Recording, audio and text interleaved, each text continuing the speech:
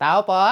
Yes po, ano po yun? Good evening, sir. Ito na po yung pagkain po na in-order nyo online. Ayan na ba yun? Ako, buti naman dumating na eh. Nagutom kasi ako ngayong gabi. Tinatamad naman ako magluto, kaya umorder na lang ako ng pagkain sa online. Salamat po sa akin ah. Oops, sir. Teka lang, bago ko iabot sa'yo to, meron lang akong babala. Ito, wala akong intention, pero nasa sa'yo kung susundin mo. Alam mo bang may pamahiin dito? Bawal mag-abot ng pagkain tuwing gabi at malas daw yun. Ay, sorry. Boss, hindi ko pala alam na may ganun pamahiin. Muntik na yun ah. Boy, at least ngayon alam mo na eh. Basta ako, nagpaalala lang ako. Nasa sayo na. Ikaw bahala kung gusto mong malasin. Oo nga, no? Paano yun kung bawal mag-abot ng pagkain sa gabi? Paano yung in-order kong pagkain na yan? Ayos ah.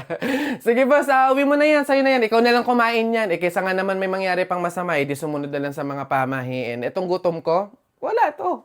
Kaya ko to. Ay nako, boss. Busog na busog kasi talaga ako eh. Pero sige, para sa pamahiin, makaligtas kayo. Tatanggapin ko na lang din to. Ano ba yan? Sayang naman to. Ay boss, sorry. Nakalimutan ko kunin yung bayad. Bayad?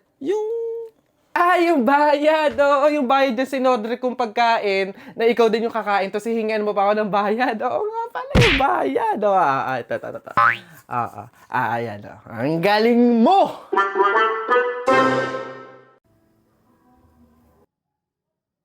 Oy, pre. Oh, ano yun? Alam mo ba na may pamahiin na kapag bumulong ka daw sa patay ng kahit ano, matutupad daw yun. Ay, oo. Sige, ako muna. Paldo, ang wish ko sana magkaroon ako ng Ferrari, house and lot, tsaka 1 million billion trillion. Nice! Asang-asa yan, Charis. Ako naman Ang wish ko, sana mabuhay ka. Oh, pre, balo ka. Bakit yun yung winish mo?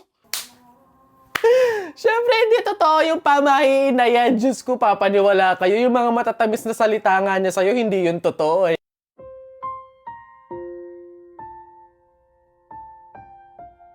Yung pa kayong mabuhay yung patay.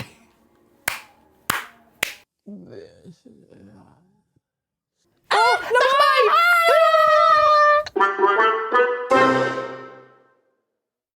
Tao po? Ang daming aso ko. Tao po? Ala, ano ba yan, Nay? Nakakatakot naman yung alulong tsaka yung tahol ng mga aso. Oo nga, anak eh. Alam mo ba, sabi sa mga pamahiin, kapag daw umaalulong or tumatahol yung mga aso, may mapapahamak daw ng kapitbahay. Diyos ko, sana si Marites, puro chismis yun eh. Ba't ganun nakakatakot naman? Ay ko. Ano yun? Nangyari sa'yo? Isip kayong mag-ina kayo ha. Puro kayo pamahiin, nilapa na ako ng aso doon. Kaya natahol yung mga aso nyo kasi andun ako sa labas. Oo. Hindi dahil sa pamahiin at sabi-sabi ninyo. Oo. Ikaw pala yan, Kuya Mac. Sorry, hindi kami lumalabas kasi nga tahol ng tahol yung mga aso. Sabi pa ni nanay, may pamahiin daw doon, may taong mapapahamak. Ano ba kasing sadya mo? Itatanong ko lang naman kasi sana kung naka-Shopee VIP ka na ba? Ibang level ng perks, may daily free shipping, no minimum spend at extra 20% off vouchers araw-araw. May SPay later, 0% interest for 3 months pa, kaya sulit bawat checkout. Mahilig ka sa deals? Dito, lakas maka-VIP ng experience. Mas madaming discount, mas masaya mag-shopping, kaya subscribe na sa Shopee VIP. Alay, wait lang. Hoy, bakit? Teka, may mga turok ba yung aso nyo? Ay, lagot. Ayun na.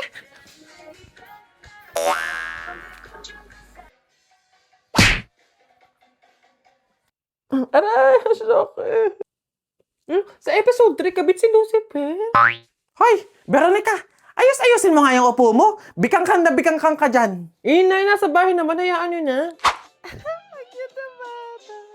Ate, ba't ganyan yung itsura mo? Kakapuyat mo siguro kaya hindi na maganda yung skin mo, no? Tapos ang haggard mo pa, kumbaga para kang may pinapagatas na anak.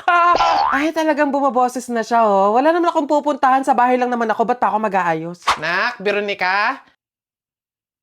Pahugasan naman ng mga pinggan. Sa isang sulat mo ay nabilang ako para bang iwala ang lahat ito.